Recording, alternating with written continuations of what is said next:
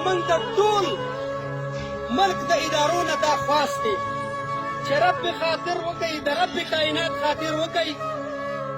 د سقوط ډاکه پوزیشن ورنه کوي دې ملک ته. د چا په لاس کې چې د دې ملک واګې دي په دې دنیا کې به نه الله تپوس وکړي، که تپوس ونه کړي اخرت کې به داسې ذلیله کېږئ، بلکې په دې دنیا کې به ذلیله کېږئ چې موږ ولیدل د دې ملک حکمرانانو د دې ملک سره غدارانې وکړلې، الله تعالی په دنیا کې په جهنم کې وسوځول او تباه و برباد یې کړل. زه د خپل د دې خاندان نه د ټولې ملګرتیا نه دا خواست کومه زموږ جذباتي ملګرو فیصله وکړه چې موږ د الله شکر ته نه وړو. هغو ته ما خبره وکړله د دې قوم ټول بچي ته دا پیغام ورکوم که د ځان تپوس هم ونه کړو نو ګورې دا په یو سړي نه ده نه په یو خاندان باندې ده. راشئ لږ لاس یو کوئ، یو موټی شئ، د خپل ځان تپوس وکئ. زما د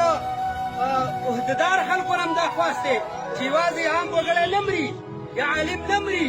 زما سپایي مري، زما د هرې ادارې سړی دا په نښه شوی دی. نو زه زموږ د جذباتي ملګرو د هغو درد دی، یو غم دی، په دې کې شک نشته. که موږ دا زړه راویسته تاسو ته به پته ولګي چې موږ ته څومره تکلیف دی چې زما د 2001 نه مسلسل علما په نښه شوي دي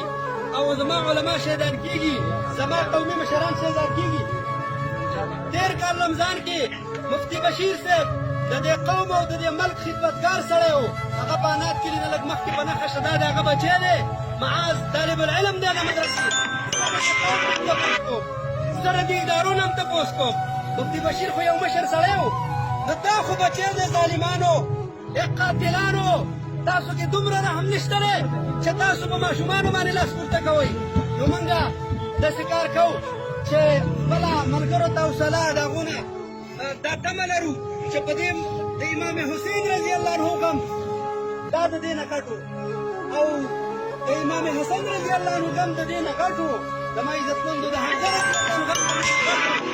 بیا هم موږ د هغه صحابه کرامو د محمد رسول الله پیروکار یو، قوم ته تکلیف نه ورکوو. زموږ چې کومو ملګرو فیصله کړې وه هغې ته ما سوال وکړو، مشوره مې ورسره وکړله چې موږ د دې والد محترم هم وړی دی، دا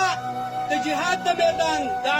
د دین د خدمت د میدان، د دې ملک د وفادارۍ د میدان خلک دی، ډېر خدمات یې کړي دي، د جماعت هم کړی دی، د ملګرتیا هم کړې ده. زما عزتمندو قوم ته تکلیف نه ورکړو، خو د قوم نه دا یو مطالبه ده چې که د ځان تپوس هم ونه کړو دغه به حال په دې